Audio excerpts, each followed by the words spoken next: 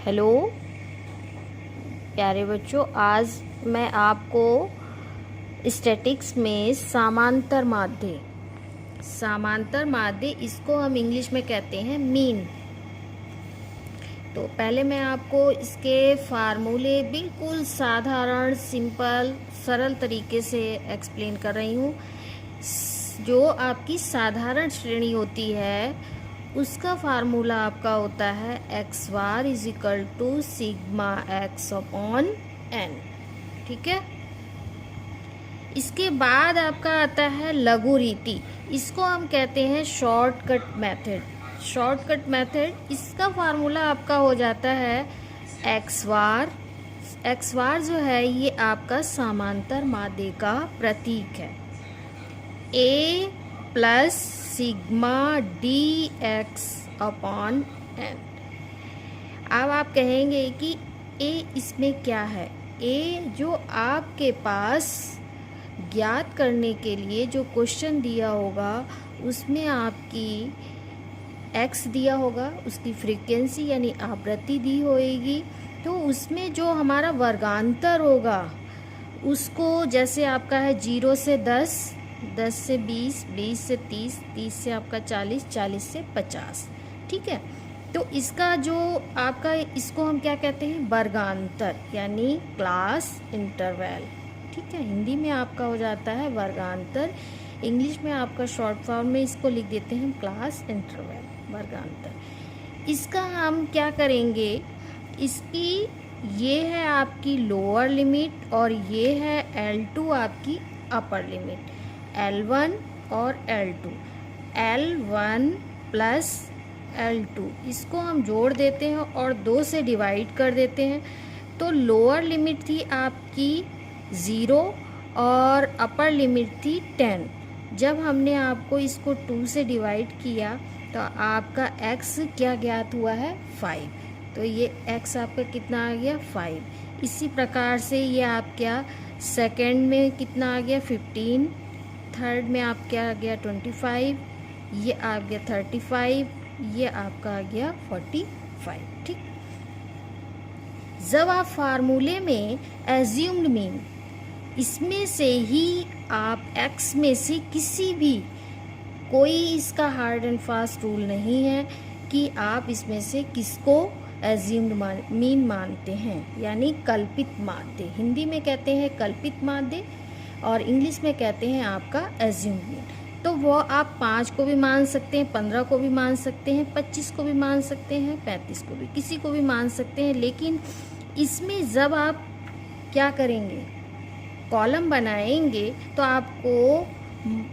Minus करते समय या प्लस करते समय वैल्यू का ध्यान रखना है कि कौन सा चिन्ह किसके सामने आ रहा है। ठीक है, तो ये आप इसमें 25 भी मान सकते हैं, 35 भी मान सकते हैं। तो ये आपका हो जाएगा ए एज्यूम्ड मीन यानी कल्पित मान। इसका फार्मूला आपका हो जाता है sigma D x upon n. प्रत्यक्ष रीति में यानी डायरेक्ट मेथड, प्रत्यक्ष रीति को क्या कहते हैं डायरेक्ट मेथड, इसका हो जाता है आपका sigma f x upon n. ठीक है, इसके बाद आपका इसी क्वेश्चन को जब हम लघु रीति द्वारा ज्ञात करेंगे तो आपका फार्मूला चेंज हो जाएगा। इसमें हो जाएगा a plus sigma F D x upon n. Okay, ये आपका प्रत्यक्ष रीति में आपका sigma f x upon n, और इसी क्वेश्चन को अगर हम लघु रीति द्वारा ज्ञात करेंगे तो इसका फार्मूला चेंज हो जाएगा। यहाँ पर हो जाएगा एक्स बार यानी समांतर माध्य A plus sigma F D x upon N. एक रीति आपकी इसमें होती है पद विचलन रीति। पद विचलन रीति में आपका इंटू आई हो जाता है, यानी कि जो आपका ये अंतर है, अगर 10 का अंतर है तो 10 आएगा, 5 का अंतर है तो यहाँ पर इंटू आपका आई जो है वो कितना आएगा 5 यानी 5 या 10। तो पद विचलन रीति में X bar is equal to आपका यहाँ पर A plus sigma F D x upon N into I. X आपके पास क्या है, जितने आपके पास आइटम्स हैं जो भी आपकी साधारण श्रेणी दी गई है उसमें आपके पास जैसे ये 5 1 2 3 4 5 क्या है आपके पास आइटम्स है। इनकी कोई भी यहाँ पर वैल्यू दी है, 1 की 2 दी है, 2 की यहाँ पर 3 दी है, 3 की 4 दी है और 4 की यहाँ पे 5 दी हुई है, 5 की यहाँ पर 6 दी है।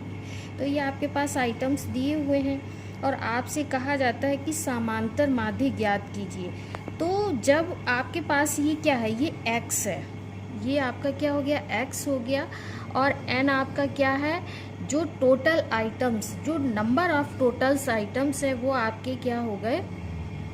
तो जब आप यहाँ पर वैल्यू इसका आप क्या कर लेंगे, यहाँ पर जोड़ कर लेंगे, सिग्मा x, ये आपका सिग्मा x हो गया और ये आपका n हो गया।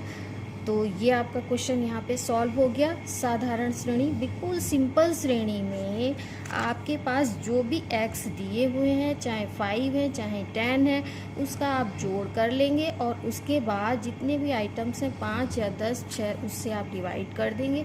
तो आपका क्या आ जाएगा, समांतर माध्य। ठीक है। इसके बाद मैं आपको एक समांतर माध्य यानी मेन प्रत्यक्ष रीति द्वारा ज्ञात करना बता रही हूँ। किसमें, वर्गांतर।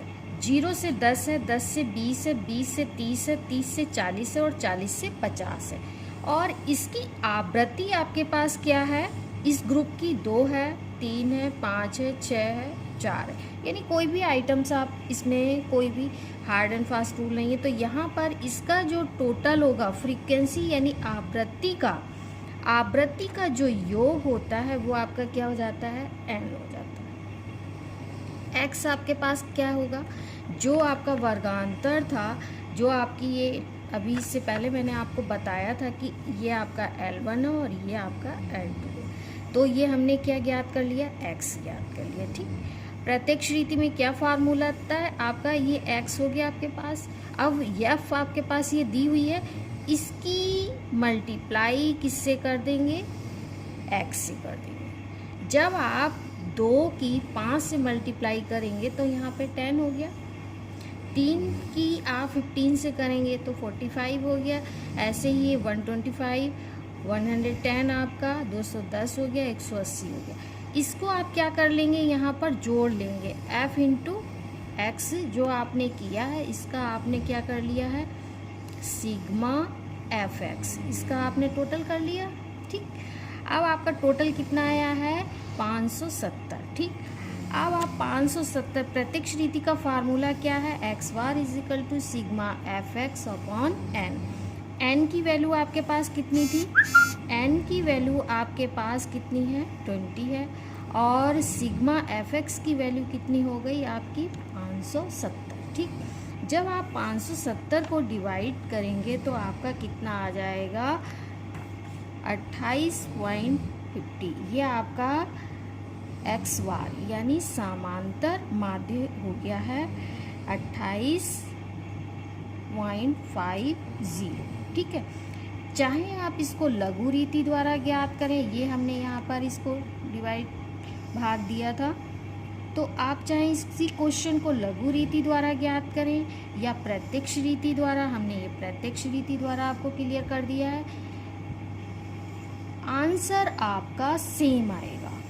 ठीक है। इसके बाद मैं अगले वीडियो में आपको लघु रीति द्वारा यानी शॉर्टकट मेथड द्वारा बताऊंगी, समझाऊंगी। तब तक के लिए आपको अगर ये मेरा वीडियो अच्छा लगता है, समझ में आता है, तो लाइक करें, सब्सक्राइब करें।